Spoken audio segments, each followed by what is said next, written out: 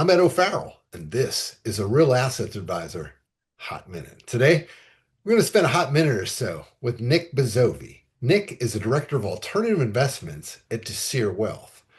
Ducere is a Newport Beach headquartered generational wealth manager with an office also in Las Vegas.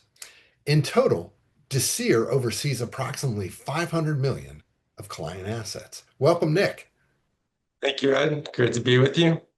Nick, are you ready for a hot minute? Let's do it. All right, let's do it. Hometown and where you currently reside. Farmington Hills, Michigan, currently Irvine, California. Alma mater and college major. University of Michigan, economics. First job's a kid. I was a little league umpire. First job's professional.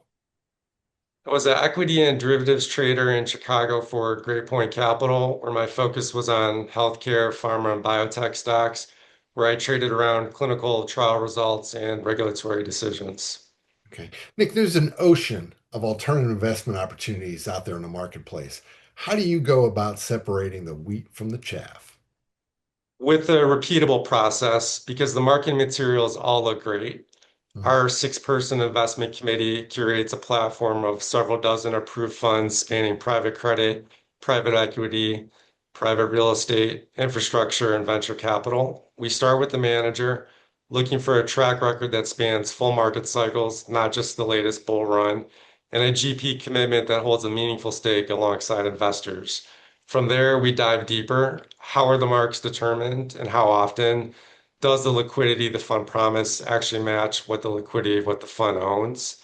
What is the total fee load once you stack platform fees, management incentive fees, acquisition and disposition fees, which are typically buried in the fine print? We insist on seeing the full fee breakdown and we show it to clients the same way. If a manager can't answer those questions transparently, that tells us most of what we need to know. And lastly, pay close attention to how a fund reports itself. A distribution yield can look attractive while the underlying value erodes. So we anchor the total return and the trajectory of the marks, not just the headline number. Okay. What kind of practical problems are alternatives solving for Desir clients? Very tangible ones. Private credit is generating meaningful income for clients who can no longer get it from traditional fixed income without taking credit or duration risk. Infrastructure and private real estate provide contractual, often inflation-linked cash flows that help retirees and trust fund distributions without being subject to public market swings. Companies are staying private far longer than they used to. Private equity and venture exposure is how our clients participate in growth that simply never reached the public markets. The other problem is alternative solve is behavioral. Assets that don't reprice daily with every headline make it easier for clients to stay invested through volatility. That only works if liquidity is matched to the client's actual time horizon. So we tier every allocation by liquidity, from the quarterly evergreen tender funds to true multi-year vehicles. And we size each tier to the account it sits in, whether that's a trust, an IRA, or a taxable account. The goal is never alternatives for their own sake. We add them when they solve a problem that public markets can't solve well on their own. Okay. Is there an alternative investment thesis that you've recently changed your mind on? Yes, distribution yield as a headline metric, particularly in private credit and private real estate. A fund can pay a handsome distribution while its net asset value quietly erodes, which means investors are partly being handed back their own capital. I give distribution yield much less weight on its own, and we focus on total return and the direction of the valuation marks. Okay. There's no shortage of choices for high net worth individuals and families when it comes to selecting a wealth manager. Why do you believe these folks should be having a conversation with a Ducere advisor?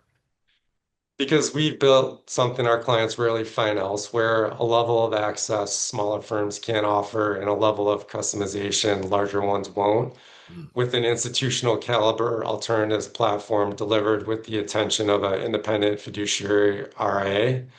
Every fund we invest in has been through a formal investment committee process with documented diligence, and we put that documentation in front of the clients. We source every figure, every layer of fees, and when a metric is unreliable, we say so. Educating our clients is a priority for us. We want them to understand the reasoning behind the recommendation and the trade-offs involved. If a family wants to understand exactly what they own, why they own it, and what it truly costs, that conversation is worth an hour of their time. Okay. Talent or useless talent you possess that most folks don't know you have. I was a decent bowler back in my younger days. I was one pin away from a perfect game. And yes, I still think about that pin. All right. One person, dead or alive, who isn't a family member, you'd most like to have dinner with. That'd be Isaac Newton. He's the man who explained the motion of the planets, but lost a fortune in the South Sea bubble. The fascinating part was he wasn't fooled at first. He bought in early, sold at a healthy profit, watch prices kept climbing. He couldn't stand missing out. He bought back near the top and lost far more than he had made, losing the majority of his fortune.